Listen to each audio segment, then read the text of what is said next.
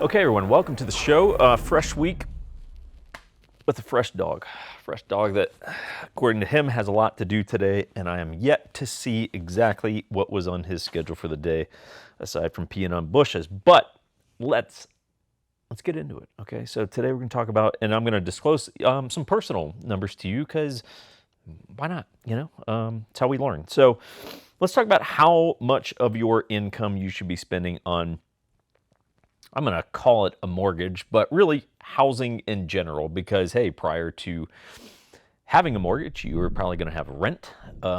If you don't, you either live in a vehicle that you own outright or you live underneath a bridge. So assuming it's not one of those, or you're not like 40 years old and still live with your mom rent free, you've got rent or a mortgage. So what are the numbers? So let me start with this. I'm going to disclose my numbers to you, okay? And I won't necessarily get into like, okay, well, how much is my mortgage payment? How much money do I make? That's just weird, right? That would be very strange if I came on here and did that. But let me just give you the real numbers here. So post-tax, okay, so after-tax dollars, and I should disclose this, mine is very muddy, so I did my best to give you accurate numbers here, even though truthfully these numbers are probably high. The reason I say that is because there's just multiple corporations and just different shit that happens inside a business owner world where it does get a little bit tough to kind of pinpoint it sometimes. But post-tax, 30% of my income goes to housing, okay?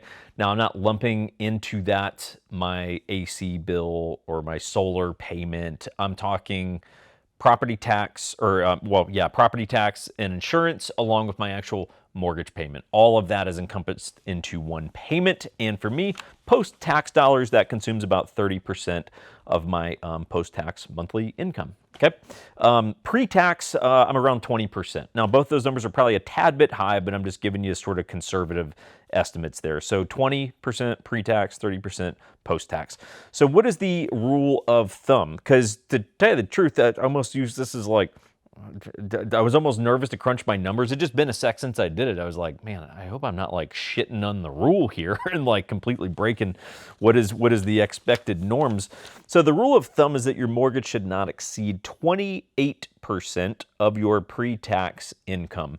And that is a relatively common number that you'll see, this 28% number. Now that is of pre-tax income, which means, hey, once you take out tax, that's probably going to be closer for most people to, hell, damn near 50%, right? So let's just think about it. If you say, okay, you make $60,000 a year, right? So that would be $5,000 a month. If we're using those numbers, 28% of your $5,000 a month, which is pre-tax dollars, of course, would be about $1,400 a month on your mortgage payment. If you're making $5,000 a month, your post-tax is probably, I'm just going to say off the top of my head, about $3,500, right? So that $1,400 a month would be in the neighborhood of, well, if you did, there's a lot of different ways you can spin this, guys. A lot of different ways you can skin this cat. So let's just keep it kind of broad here. There's a couple of assumptions that we can make. One, if you're a one-income household, you're simply not going to have as much housing budget, right? Because if you say, hey, it's me and my wife or husband, and we've got and we both make $60,000 a year, you go, okay, cool. Well, now it's 28% of a pre-taxed $120,000, right? Much higher housing budget, right? That would be, at least based on these rough numbers, hey, $2,800 a month. Hey, like you start to get a pretty good, I don't know, ballpark $500,000 house at that point. But if you're a one-income household, it is a consideration, right? Which is why you will typically see not as many people who are one-income household buying a home, just because, hey, it's just, you're one income. There's only so much that you could do. Of course, if you could qualify for the loan, I would maybe even argue, well, look, go ahead and take out the loan and pick up a roommate, right? And let the roommate pay the other half of the mortgage payment. So there's different ways that you can look at this. But on a mortgage, there is a degree to which it is a non-issue. To an extent, like what we're talking about here doesn't even really matter, because what you have to understand is that a lender is only going to loan you a certain amount of money, and it's based on debt to income ratios, and that is going to alter a little. I heard from one of my lenders, it's like, no, that percentage can be you know, higher than 28%. Then you see a lot of other people say it's 28%. So look, at the end of the day, here's what I'm going to tell you. I'm not a lender, right? I don't do loans. So I have the basic framework of it, but that's it. That's what my job is, have basic framework. That's their department. That's what they do, and they can tell you what you can get approved for. But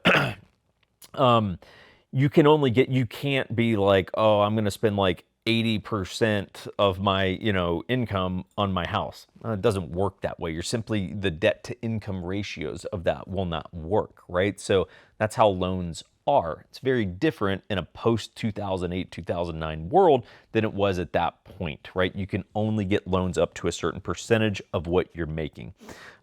If you are renting, it is going to be more important that you stay disciplined with inside of these numbers, because guess what? A landlord cares a lot less than a bank who's giving you a loan. A landlord might be like, all right, if you want to spend 60% of your income on rent, go for it, right? Like, your credit checks out, you do have income, so you can afford it.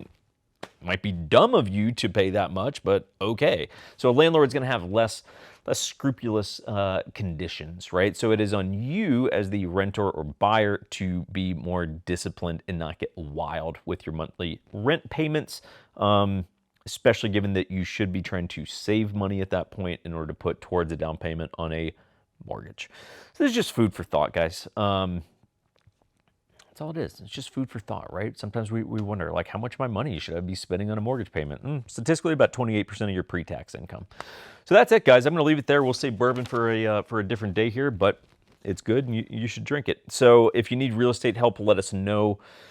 I'm based here in Utah, my little operation, a lot of military, law enforcement type clients, outdoors enthusiasts, things like that. We're based in Utah, but we help people out all over the country, and we are working on getting more, you know, doing even more inside of that world. So stay tuned on that. So subscribe to the channel if you like what you see here, and I don't blame you if you didn't like what you see here, because there wasn't much to it, but hope you guys are doing good. We'll see you next time.